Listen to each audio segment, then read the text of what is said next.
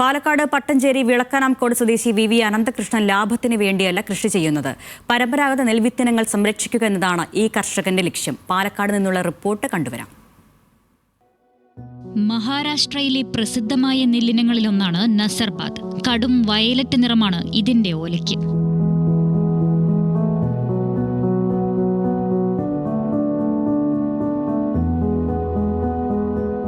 നീണ്ടുകിടക്കുന്ന പാടശേഖരത്തിൽ എവിടെ നിന്ന് നോക്കിയാലും നസർബാദ് കണ്ടെത്താം.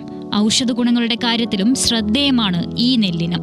നമ്മുടെ അവിടുത്തെ നവര പോലെ രക്തശാലി അതുപോലുള്ള വിറ്റാമിനുള്ള സാധനങ്ങളാണ് അവിടെ ഉപയോഗിച്ചിട്ടുണ്ടായിരുന്നത്. നേരത്തെ തന്നെ വ്യത്യാസമാണ്. പക്ഷെ വെള്ളരിയാണ്, ചെറിയൊരു വയലറ്റ് കളറ് വെള്ളരിക്ക് ഉണ്ട്.